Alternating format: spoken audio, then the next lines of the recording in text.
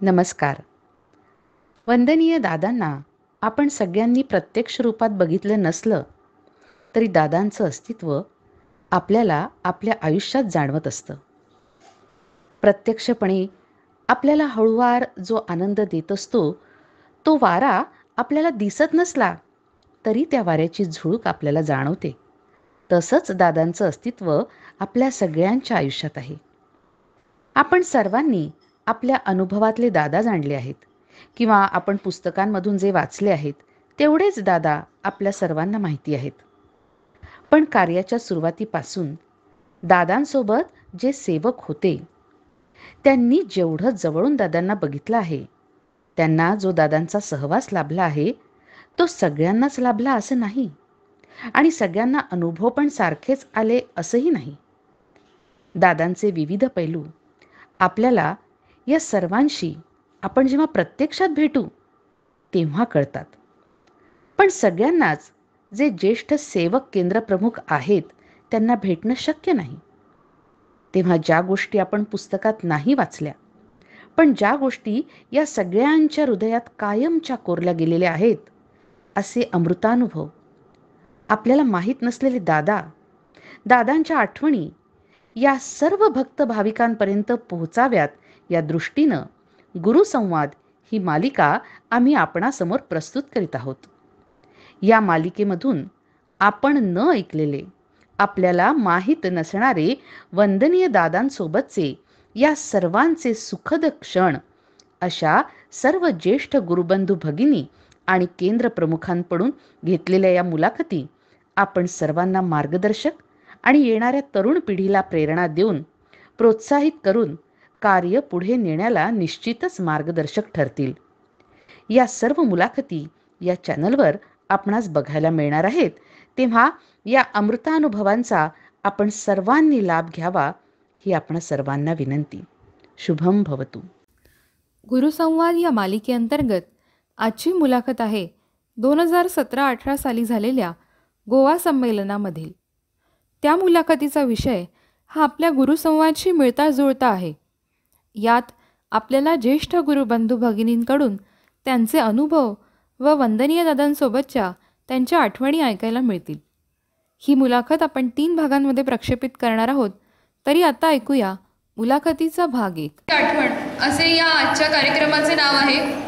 तरी सर्वांना विनंती आहे की कृपया त्यांनी जागेवर बसून घ्यावे.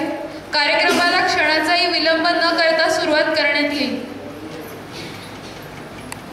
आज इथे उपस्थित असलेले आपले सर्वांचे लाडके आणि आदरणीय सगळे केंद्रप्रमुख आणि ज्येष्ठ सेवक ज्यांनी दादांसोबत काही क्षण घालवले आहेत, दादांचा सहवास त्यांना भरपूर मिळालेला आहे, अशांना आपण आज काही प्रश्न विचारणार आहे. प्रत्येकासाठी आम्ही एक सिलेक्टेड प्रश्न तयार केलेला आहे आणि एकेकाला टर्ननी तो प्रश्न आम्ही विचारणार आहे आणि वेळ जर उरला तर अजून प्रश्न काढलेले आहेत ते आपण विचारू. तर सर्वप्रथम आपण सुरुवात करूया.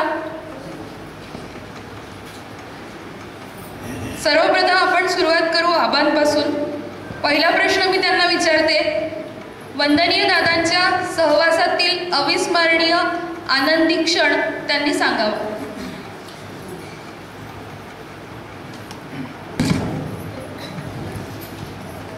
...1973 साली दादांना स्ट्रोकचा अटॅक आला होता.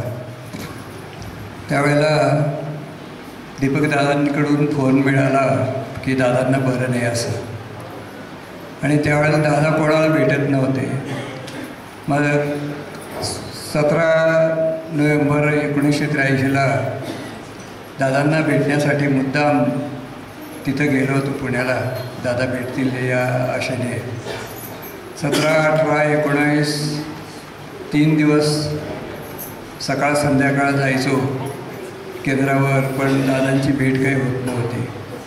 आणि 19 तारखेला सकाळी विजयदादा आणि दीपकदादा दोघेही बेड्याप्पांच्या घरी येऊन सांगितलं की तुम्ही 3 दिवसापासून थांबलात, परंतु दादांची भेट काही होणार नाही. दादा कोणालाच भेटत नाही आणि कोणाला भेटूही दिलं जात नाही. तर म्हटलं ठीक आहे.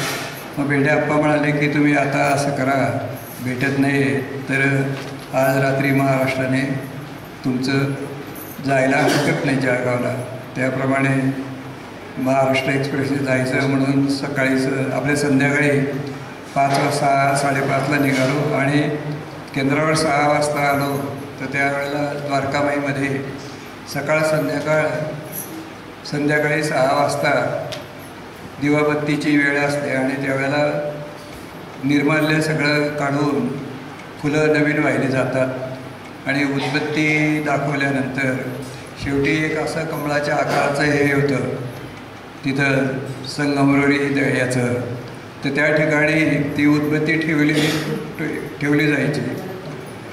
तर हे सगळं चालू असताना मी तिथे गेलो आणि 6:25 पर्यंत लक्ष्मणरावांचं बाबासाहेबांचं सगळं हे आटोपलं आणि त्याच्यानंतर त्यांनी सांगितलं की दादा जिथं गच्चीमध्ये बसतं समोरच्या खुर्ची टाकून म्हणे तिथं थांबा की जेणेकरून दादांचं बैठकीची जी खोली होती ती इकडे जाण्याचा जो रस्ता होता केंद्राकडे तो आणि ह्याचा गॅलरीचा दरवाजा एकाच ठिकाणी होतं समोरासमोर असं. तिथं थांबलो. मनामध्ये सारखी तळमळ चाललेली होती की दादा भेटले तर फार आनंद होईल मला. 3 दिवसापासून त्यांच्या भेटीची प्रतीक्षा करतोय. तर काय आश्चर्य, लक्ष्मणराव खाली गेले निरंजन वगैरे सगळं आणि दुपाटण्यासाठी कोळसा वगैरे घ्यायला आणि स्वतः दादांनीच दार उघडावं त्यांच्या बैठकीचं. मला तर इतका आनंद झाला की म्हणजे गुरुभेटीची ज्या वेळेला तळमळ लागते माणसाला तेव्हा भक्ताची इच्छा पूर्ण करतात. कुठल्याही कोणालाही भेटत नव्हते पण त्या दिवशी मला भेटले. ते यांचं ते हे जो होतं दिवाण त्याच्यावर ते बसले. तर त्यावेळेला दादांची परिस्थिती अशी होती की त्यांची जीभ जी होती त्या बोलता येत नव्हतं, वाणीनं गेलेली होती, त्याची एवढी मोठी झालेली ती आणि मला रडायला यायला लागलं. तर त्यावेळेला दादांनी खुणेने सांगितलं की रडू नको, लांबून नमस्कार करायचा, त्यांना स्पर्शसुद्धा करायचा नव्हता. अशा परिस्थितीमध्ये त्यांच्यासमोर बसलो, लांबून नमस्कार केला. तरी पण डोळ्यातले अश्रू काही थांबत नव्हते. एक 5-1 मिनटं त्यांच्याजवळ बसलो, पाहून बरं वाटलं की निदान गुरूंची भेट झाली अशा अवस्थेमध्ये सुद्धा, की दादांनी किती अपार कष्ट घेतलेले आहेत आपल्यासाठी हे मी पहिल्या दिवशीसुद्धा सांगितलं का. पण प्रत्यक्ष पाहण्याचा योग त्या दिवशी आला आणि ते पाहिल्यानंतर असं वाटलं की गुरु भक्तांची इच्छा पूर्ण करतात आणि गुरूंनी किती अपार कष्ट घेतले हे त्या दिवशी प्रकर्षाने जाणवलं. समजलं का. आधीचं जाणवलंच होतं लघुरुद्र स्वाकारच्या होमच्या वेळेला. मला अत्यानंद झाला आणि तितक्यात त्यांचे जावई आपले अनिल दादा सुकटणकर हे आले आणि त्यांना दादांनी पुणेने सांगितलं की यांना खाली घेऊन जा, चहा द्या आणि मग जा असं सांगितलं. त्याप्रमाणे खाली घेऊन गेले. तिथं चहा घेतला. आरती व्हायची होती. वर आरतीला येऊन बसलो, आरती केली आणि इतक्या आनंदाने मी घरी गेलो की हे रेल्वेचं तिकीट घेण्यासाठी लाईनीत उभा राहिलो महाराष्ट्र एक्सप्रेसचं. त्यावेळेला 10:40ला गाडी होती आणि तितक्यात एक जण आला कोणतरी की माझं जाणं रद्द झालेलं आहे आणि मला जळगावचं हे जे रिझर्वेशन आहे स्लीपरचं त्यावेळेला स्लीपर कोचेसही आपली ऐकत होती म्हणून स्लीपर कोचने तर योग कसा असतो बघा. त्याला पैसे दिले आणि गाडीत बसलो. म्हणजे गुरु कशी तुमची सोय करतात. फक्त काय पाहिजे, गुरु भेटीची तळमळ पाहिजे आणि गुरूंच्या कार्याबद्दल तळमळ असेल तर निश्चितपणे 100% गुरु तुमच्याकडून त्यांना अपेक्षित असलेलं कार्य करून घेतात.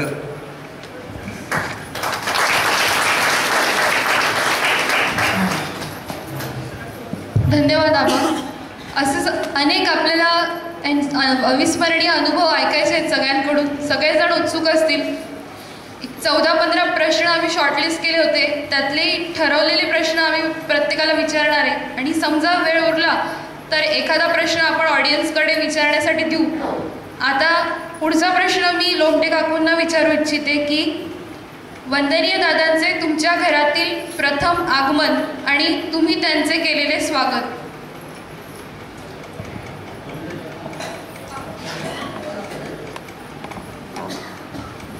काळ्यांच्याकडे रंडे यशवंत काळे त्यांच्याकडे मुलाखती चालू होत्या आणि त्या दिवशी बराच वेळ झाला, म्हणजे 9 वगैरे वाजले होते.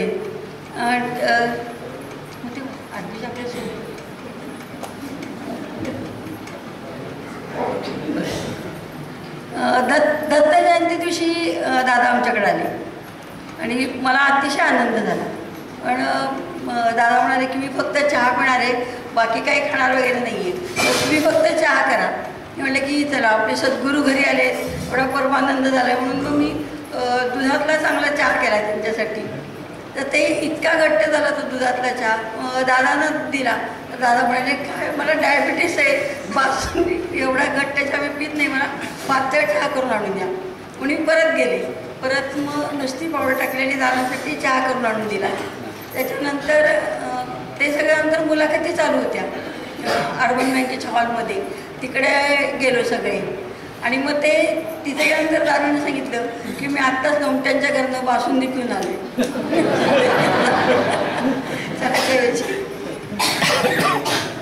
धन्यवाद काकू. आता असेच अनेक क्षण आपल्याला ऐकायचे आहेत, तर आता आपण पुढे जाऊ. गावणेकर काका इथे आहेत. मी त्यांना पुढचा प्रश्न विचारते की वंदनीय दादांच्या आठवणीतील त्यांच्या अविस्मरणीय प्रसंग, त्यात जर त्यांचा बालपणातला जर एखादा प्रसंग असेल तर तो सांगावा, किंवा जो त्यांना आठवत असेल अविस्मरणीय असा त्यांनी सांगावा. तसा माझा दादाशी परिचय फार थोडा, कारण जेव्हा प्रथमतः मी त्यांना कोंडा केंद्राचं उद्घाटन झालं होतं तेव्हा, म्हणजे सुरुवात झाली होती, तेव्हा बापू कोरडे आमच्या परिचयाचे होते. त्याने बोलायला आमचे गुरु येणार आहेत तेव्हा, आणि असा कार्यक्रम आहे, आमचं केंद्र चालू आहे आणि तू ये म्हणाले. आणि आणखी एक गुरुबंधू होते कामत, ते पण आहेत, त्याने पण सांगितलं, म्हणून मी गेलो होतो. तर मला तसा गुरुमार्गाशी मी संबंधित नव्हतो त्याच्या अगोदर, म्हणजे देव मानत होतो, पण असा गुरुमार्गी नव्हतो कधी, कुणाच्या पायावर डोकं वगैरे ठेवलेलं नव्हतं, कारण मला ते सगळे बौद्धगिरी वाटायचे. आणि जेव्हा मी तिथं पोचलो तेव्हा दादा पूजनाला बसले होते. आम्ही पाठमोरे पाहिलं त्यांना, म्हणजे एक सुबक मूर्ती पाठमोरे पाहिल्यानंतरच मला वाटलं की हे काहीतरी वेगळं, म्हणजे तोंड काय पाहिलं नव्हतं मी. बाहेर आम्ही पाठीमागे बसलो होतो तेव्हा. आणि नंतर मग सगळे हे पूजन वगैरे झाल्यानंतर दादा बसले तिकडे आणि सगळ्यांना उदी वगैरे द्यायला लागले. आणि प्रत्येकाला त्यांनी अक्षता दिल्या होत्या घरी टाकायला. आणि ते अक्षता काय आणि ते तेव्हा मला काय ते कळलंच नाही, पण सगळ्यांनी घेतलं म्हणून मी पण घेतल्या. आणि प्रथमतः मी त्यांच्या डोक्यावर पाय टेकलं. याच्या अगोदर असं गुरु वगैरे ते मला काय ते मान्य नव्हतं. आणि पायावरती हां, आता ऐकू येतात?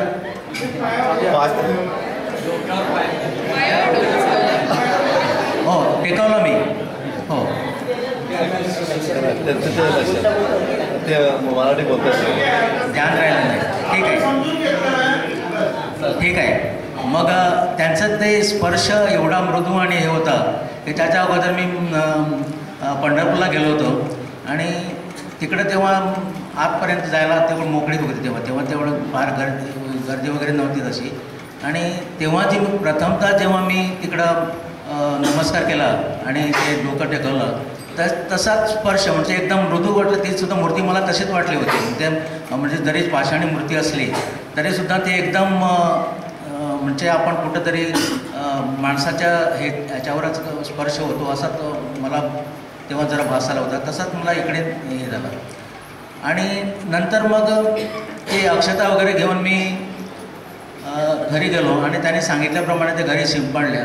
आणि तेव्हा त्याच्या अगोदर मी केंद्रावर वगैरे यायचो नाही.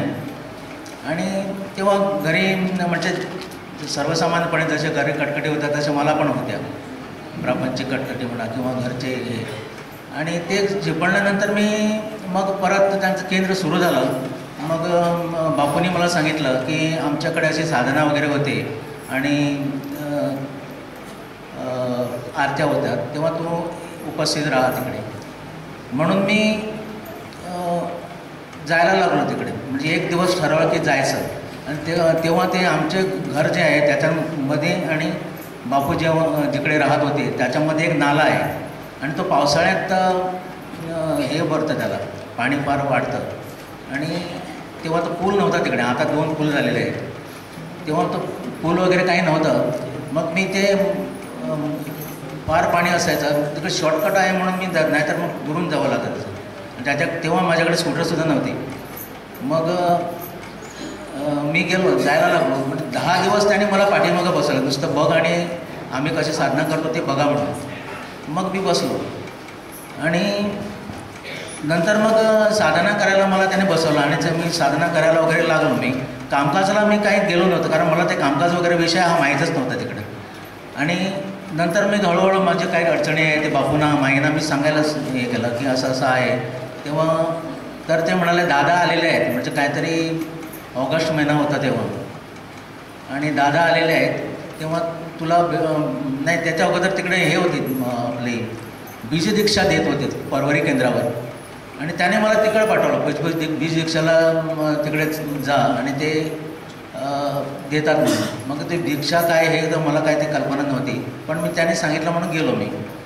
आणि नंतर मग लगेच दादा गोव्याला आले होते तेव्हा त्यांची भेट झाली आणि त्यांनी सांगितलं की याचे असे असे अडचण आहे. त्याने मला काही प्रश्न विचारले आणि ते मला पण माहीत नव्हते. दादाने जे विचारलं ते आमच्या घराण्यामध्ये घडलं होतं हे मला पण माहीत नव्हतं, कारण त्यांच्याकडून कुणाकडून मी ऐकलं पण नव्हतं. मग मी घरी येऊन आईला विचारलं की असं असं मला विचारलं, ते खरं आहे का? मग ते बोलले की ते असं मी पण माझ्या यांच्याकडून ऐकलं आहे, म्हणजे वडीलधारी माणसं आहे त्याला असं आहे म्हणून. मग त्याने निराकरण सांगितलं आणि त्याच्यानंतर मग मी या मार्गामध्ये मी सामील झालो आणि तो आजपर्यंत त्यांच्या कृपेने आहे. आणि हळूहळू जे काही अडचणी होत्या त्या हळूहळू दूर होत गेल्या आणि त्यांच्या कृपेने आज आपण वाटचाल करतोय गुरुमार्गाची.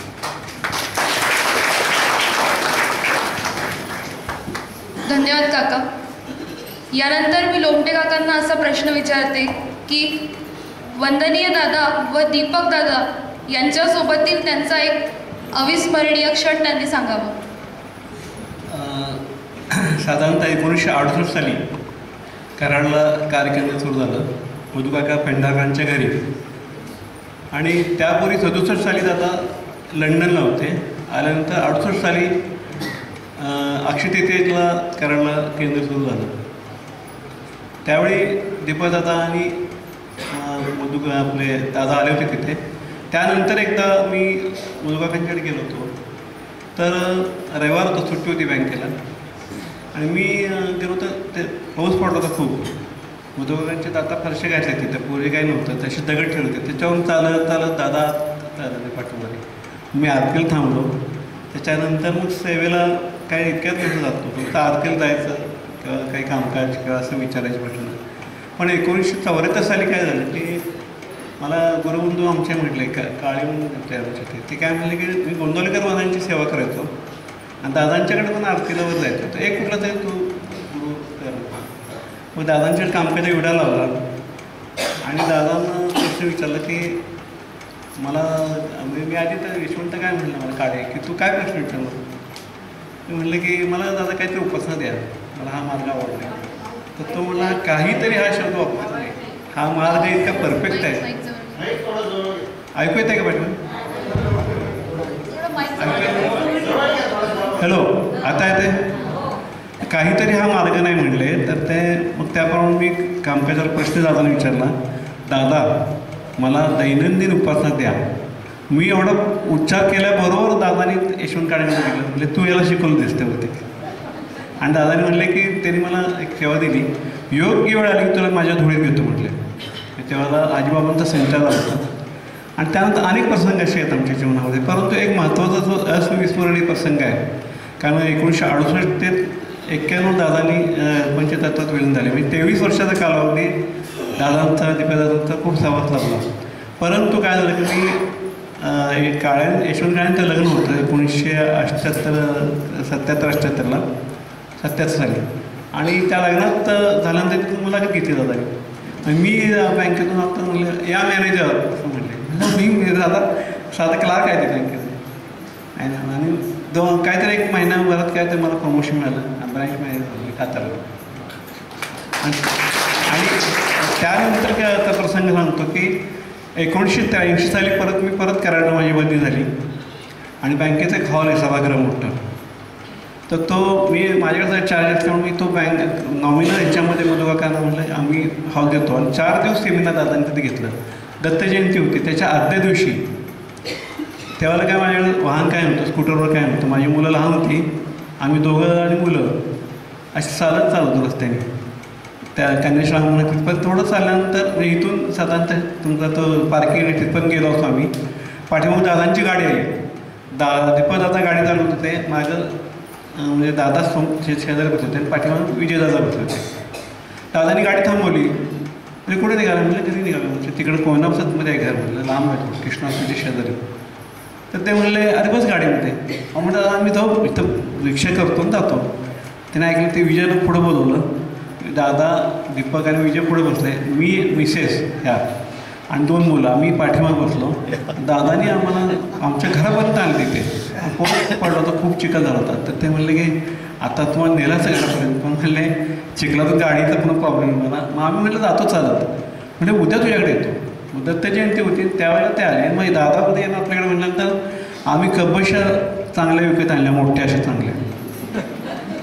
आणि कसं आहे आणि त्या तेवढ्यापुरते वापर अजून तशाच ठेवत आम्ही. दादाने फक्त वापरले ते. आणि दादाला म्हटलं तर इतकं आनंद आला. ते त्यांना चहा लागायचा, ऑरेंज पिकून ब्रोकन ऑरेंज असा तो चहा लागायचा. मग तो चहा विकत आणला. आणि हिने काय केलं, दुधात चहा आणि साखर टाकली. तर दादा म्हणले गोड केलं वाटतं चहा. म्हटलं ते पण काय केलं गडबडीत मग तो चहा ते पूड तशीच होती. पहिला चहा काढून घेतली, त्यात पुन्हा ते पाणी टाकून साखर चहाची पूड टाकली तरी सो गोड झाला तो. दादा म्हणले काय बासुंदी केली की काय. आणि असे म्हणजे खूप प्रसंग आहेत जीवनामध्ये. पण दादांसारखे गुरु आपल्याला मिळाले हे आपलं खरं भाग्य आहे. गतजन्मात कुठेतरी त्या ऋणांमध्ये असला पाहिजे. आणि त्यामुळं अनेक वेळा दादा मला भेटलेत. एक तर आणखी प्रसंग असा आहे की मी बँकेत नोकरी करत होतो. दादा ग्रॅज्युएट होतो त्यावेळी, ब्रँच मॅनेजर म्हणून सातारला होतो. महत्त्वाचा प्रसंग की 2 वर्ष मी LLBची केली एक्सटर्नल परिषद म्हणून. त्याला कसं आहे इंग्लिशमध्ये पेपर आणि 50च्या पुढे मार्क लागतात, त्यावेळेस पासिंग नसते. 2 वर्ष माझी पास झाली आणि 3रं वर्ष आहे ते बसलो होतो मी. आणि परीक्षा झाली, उद्या रिझल्ट. पण तेवढ्यात असं वाटलं की आपण सातारा ते पुणे अंतर कमी आहे. मग सकाळी 4:30ला गाडी असते, बस होती. पुण्याला गेलो 7 वाजता. तर द्वारकामात गेलो. जाताना कंदी पेढे दिले. परवा ह्यांच्यावर तुम्ही कोणी होता का तिकडे, तू होता आपण विजय ह्यांच्या शक्तीपीठावर गेलो तेव्हा. असे मोठे कंदी पेढे सातारा मिळतात असे लाडूसारखे. तसेच पेढे मी आणले होते, परवा भामत्याने दिल्या पण. तर तसे पेढे घेऊन मी तिथे गेलो द्वारकामामध्ये. आणि दादा 2-3 दिवसून बसले होते खुर्चीवरती त्यांच्या हॉलमध्ये. इकडं देवघर इकडं आहे, वेगळं आहे. तर दादांच्या हातात पेढे शिवाय पायावर टोपे ठेवलं. म्हणजे कसले पेढे, मी LLB झालो. आणि दादांनी नुसतं माझ्याकडे असं बघितलं. 2 मिनटं बघितलं काय झाले, ठीक आहे तुला आशीर्वाद आहे म्हणले. आणि दुसऱ्या दिवशी मी गेलो तर तो क्लार्क म्हणला की तुमचं 2 विषय राहिलेत काय काहीतरी, तुम्हाला एटीकेटी मिळाली काय असं म्हणत होते. मी सेकंड इयरला सेकंड इयर शेवट झालं. तर म्हटलं ठीक आहे. आणि रविवार होता मध्ये, सोमवारी काय झालं रिझल्ट आला. त्यांनी फोन केला, तुम्ही सगळ्या विषयात पास झाले. म्हणजे कसं काय तर म्हणलं इंटरनॅशनल लॉ होता ना, तर आतिश सगळ्यांना पेपर अवघड गेला. सगळी मुलं नापास झाली होती युनिव्हर्सिटीमध्ये. मग त्यांनी 10% काहीतरी ग्रेस मार्क दिले. आणि माझे काहीतरी 300 पैकी 285 झाले. ग्रेस मार्क 15 म्हणून 300 म्हणून मला पास. म्हणजे माझ्यामुळे बाकीची बरीचशी मुलं पण पास झाली दादांच्या आशीर्वादाला. अशा अनेक प्रसंग आहेत. मी महत्त्वाचे 2-3 तुम्हाला सांगितले. धन्यवाद काका. पण दीपक दादांच्या सोबतचा एखादा क्षण सांगता आला तर अशी रिक्वेस्ट आहे तुम्हाला. दीपकदादांचा म्हणजे सहवास मला खूप लागला. म्हणजे आम्ही जेव्हा करायला दीपकदादा यायचे त्यावेळेला कोणी विचारलं बाबा देव कुठे बघितलं बघ तुम्ही कधी. देव कसा असतो, तर त्याला मला हाडा मासातला देव तुम्हाला दाखवतो. आमच्याकडे आले दीपक दादा, आणि खरोखर म्हणजे दीपक दादांची आठवण झाली की अगदी गहिरून येतं. म्हणजे ना का एकदा काय होतं त्या जेव्हा ते शेवटचं म्हणजे मी बँकेत नोकरी करत होतो. मी नाशिकला आखंडच्याकडे गेलो. जाताना मी पुण्यात गेलो, दीपकदादांना भेटलो. मी त्यांना ते आजारात झालं आणि ते किती त्यानंतर एक 15 दिवसात गेले असेल. ते घरी होते आणि खाली विचारलं आम्हाला दीपकदादांना भेटायचं आहे. मी आबाई आणि हे आम्ही तिघं गेलो. तर सेवक काय म्हणले तिथले, आईवर कोणी भेटायला नाही दीपकदादांना त्रास होतो खूप. ती दीपकदादांना ऐकलं, म्हणजे पुन्हा तू सांगतोयस. लोमट्या येतात त्यांना पाठवावर तिथे दीपकदादा ते अंगावर ओढले. आम्ही गेलो वरती बसलो तर आमच्याशी 1 तासभर त्याने गप्पा मारल्या. त्याच्या आधी आबाई गेले होते मला वाटतं तिथे. तर 1 तास 1.5 तास तिथं त्याची मिसेस यायच्या जायच्या, जीजी यायच्या जायच्या किंवा त्या मुली यायच्या जायच्या. म्हणलं आम्ही उठायला माझे बसा तुम्ही, कोणाला सोडत नाही तर मला तुमच्याशी बोलायचं आहे खूप. त्यांनी कुठं ऑपरेशन झाल्यावर ते दाखवलं, हे केलं. दीपकदादा म्हणलं मी मारुती गाडी नवीन घेतली आणि खाली आणली. तर तो म्हणले तुम्ही काय बोलणार, तुम्ही खाली जावा. आम्ही खाली गेलो, लिफ्टने ते खाली आले. अशा परिस्थितीत म्हणजे 15 दिवसांत ते गेले, कॅन्सर झालेला. आणि त्या आमच्या गाडीत बसले आणि त्या प्रभात रोडला 2-3 गल्लीतून पुन्हा ते आले, परत वरती गेले आणि वरनं हात करतात असं या म्हणून. तसं दादा आम्हाला हात करायचे त्यांच्या त्या बाहेरच्या गॅलरीतून. आणि आम्ही नाशिकला गेलो. माझा भाऊ तिथं होतं महेंद्रमध्ये, धाकटा भाऊ. आणि अक्कांच्या केंद्राला आम्ही जात होतो आणि अक्कांच्याकडे फोन आला की असं सर दीपकदादा हे झालेले आहेत. मग अक्का म्हणलं की आता आपण जाऊया. मग नारखेडे साहेब, अक्का, मी, आमचं जगदीश, हे आम्ही तिथून गाडी करून दीपकदादांच्या शेवटच्या अंत्यदर्शनाला आलो. ह्यांच्यामुळे आम्हाला दर्शन झालं खरं म्हणजे. कारण आमच्या कराडला काय झालं माहिती का, फोन आला होता आपण कोणी काय तर सेवक तिथं कोण होते का नव्हते मला माहिती आहे. पण बऱ्याच लोकांना कळलं नाही दीपकदादा हे झाले होते. आणि तिसऱ्या दिवशी मग त्यांना जावं. पण अक्का होत्या मग मला तर त्यांचं अंत्यदर्शन झालं त्या. आणि दीपकदादा सहवास म्हणजे काय परमेश्वराचा सहवास होता.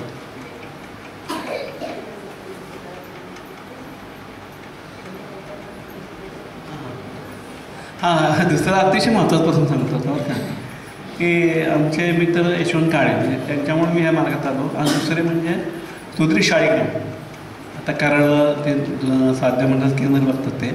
पण आम्ही तिघं खास मित्र होतो खरं म्हणजे. मी त्यावेळी बँकेत नोकरी होतो कराडा म्हणलं तिथे, हे पुढची वेगवेगळी म्हणून काम करत होतो. आम्ही काय करतो, पण ती 4 वाजता चहा असायचं बाहेर मागण्यापेक्षा मी त्या लॉन्ड्रीत जायचो. तिथे काळे बसले त्याचे, एक 10 मिनटं गप्पा मारायच्या, चहा घ्यायचा आणि परत यायचं. आणि एकदा काय बसल्यानंतर आम्ही सुधीर तिकडं त्या खुर्चीच्या आत बसला होता. समोर आम्ही दोघं बसलो, मी यशवंत काळे, आणि एक खुर्ची रिकामी होती. यशवंत काळे मला काय म्हणले, ह्या खुर्चीत कोण बसलं आहे. तर मला थोडं जाणवत होतं, पण म्हटलं आपण बघूया तरी काय म्हणतो ते. तर म्हणलं मला माहीत नाही कोण बसलं आहे. दीपक बसला आहे. दीपक पुण्यात आहे म्हटलं, इथे कसं बसेल. मी त्याला प्रश्न विचारला, तुला शंका आहे काय. हो म्हटलं. तर म्हणलं त्याला दीपकला फोन लावतो तो. ठीक आहे म्हणलं. मग आमच्या बँकेत झालं, बँकेच्या पैशाने नाही करायचा, स्वतःच्या खिशात पैसे काढायचे आणि त्या इथं जायचं त्या त्यांनी फोन करायचा. त्यावेळेला ते पैसे टाकून फोन करायला लागायचे. पण बॉम्बे हॉटेल तिथं गेलो मी, तिथं यशवंत काळे पण माझ्याबरोबर होते. मी पैसे टाकले, फोन केला, दीपकदानी बसलो. अरे लोमटे तुझा फोन आहे ना. मी आता ते शेजारी बसलो होतो. मी प्रश्न विचारले आधी त्यांनी सांगितलं. म्हणजे ते हे म्हणजे कसं इथं त्यांचं बॉडी कुठं पुण्यात आहे आणि त्याच वेळेला सूक्ष्म ध्यानानं ते आमच्या शेजारी बसले होते. ह्याचं एक उदाहरण मी आता विषय निघून सांगतो, थोडा वेळ आहे ना तुम्हाला. काय झालं होतं की गिरनार पर्वताला कोणी गेले का दर्शनाला. गिरनार पर्वत ऐकलं का नाव ते दत्तात्रयांचं. तर त्या ठिकाणी एक सिंधी ग्रस्त जायचे, दरवर्षी जायचे. 12 वर्ष गेले ते. आणि 12 वर्षानंतर त्यांना कोण सांगितलं तुम्हाला दत्त भेटतील. आणि त्याप्रमाणे ते असे फिरत होते. ते एक असं आकृती त्यांना दिसली आणि ती कृष्ण झालेली. आणि ती अशी पळत जाते तर बाहेर त्याच्या पाठीमागे गेले की झोपडी दिसली. त्या झोपडीत ती व्यक्ती शिरल्यानंतर ते कसं बाज असते म्हणजे विंदिली अशी, त्याच्यावरती ते झोपले. आणि हा गेल्यानंतर त्याला म्हणले की माझे पाय दाब. तू कापसासारखे पाय म्हणजे हातच कुठं हाडच काय लागत त्याने. मग शेवटी ते म्हणजे तू तपश्चर्या केली 12 वर्ष, तू 1 महिना इथं येऊन राहतो दरवर्षी. त्या सेवेचं फळ म्हणून तुला मी आता दर्शन देतो. दत्तात्रयाने त्यांना दर्शन दिलं आणि ते काय म्हणले की आता मला परत दर्शन कधी देणार तुम्ही, मला तुम्ही आता दर्शन द्याल, मी धन्य झालो, मला परत दर्शन कधी देणार. ते म्हणले तुझ्या घरी येऊन मी दर्शन 12 वर्षांतर देईन. रंगपंचमीच्या दिवशी दुपारी 12 वाजता तुझ्या घरी येतो आणि दर्शन देतो. ते म्हणजे ओळखायचं कसं, तुम्ही दत्तात्रय कशा आता साध्या विषयात आहोत, तुम्ही ओळखणार कसे. तर ते म्हणले माझ्या हातामध्ये 555 अशी सिगारेट असेल, तू लक्षात घे 555 अशी सिगारेट असलं आणि बरोबर 12 वाजता मी ती सिगारेट अशी हे करेल आणि तू तेव्हा ओळखलं. त्याप्रमाणे काय झालं, मग तो दिवस आला, ह्याने घर सजवलं. आपल्या पणजीच्या केंद्र शेजारी राहतात ते, पणजीत आत केंद्र होतं ना, हां, ते शेजार केंद्र शेजारी ते राहतात. आणि दादा तिथं आरती करतात, कुठं गोव्याला दादाजी पण आरती करतात. इकडं पुन्हा त्यांची गाडी तिथं पण आहे त्या प्रसंगी पुण्यामध्ये. आणि इथं गाडी आली पणजीमध्ये, दीपदाचा दादा उतरले, केंद्राला गेले आणि बरोबर तो त्यांनी एकदा घर सजवून ठेवू लागले. अत्तरच्या बाटल्या लागल्या, आत फुलं बिलं पसरल्या. तर दादा दत्तात्रयानं आपल्याकडे उतरला आणि दादानी काय केलं, बरोबर 12ला 1 मिनिट कमी असताना त्या घरी गेले. का म्हणले आज काय विशेष आहे काय, म्हणजे आपल्याला हाय विशेष आहे म्हणजे, पण काय बसा तुम्ही करता म्हणजे तुम्हाला सांगतो 5 मिनिटांनी. आणि बरोबर 12ला थोका पडला आणि दादानी सिगारेट काढली. बरोबर त्याच्या लक्षात आलं 555 सिगारेट आहे दादा. त्यानं अक्षरशः 98 काढतात दादा. दत्तात्रयांचं दर्शन दादांच्या रूपानं, का दादा दत्ताचे अवतार. एकाच वेळी दादा दीपक पुण्यामध्ये पण होते, त्याचवेळी ते पणजीमध्ये तिथं केंद्र शेजारी त्या हिंदी माणसाच्या घरी होते. मग त्या माणसाने त्यांच्या दादांचे जे कपडे होते, जब्बा आणि हे होतं विदार, त्याला दुसरे कपडे आणून दिले होते, पण ते काढून घेतले, त्यांचे रुमाल आणि सगळं तिजोरीत ठेवलं. तिजोरीत सगळे पैसे बाजूला काढले. दत्तात्रयांचं माझ्या हे वस्त्र आहेत, मी जपून ठेवतो मला. हा एक अनुभव माझा होता. धन्यवाद काका. या मुलाखतीचा पुढील भाग आपण लवकरच प्रक्षेपित करणार आहोत, तरी सर्वांनी नक्की बघा आणि अशाच सुंदर मुलाखतींसाठी चॅनलला सबस्क्राईब करा. अनेक लोकांपर्यंत गुरुसंवाद पोहोचवा.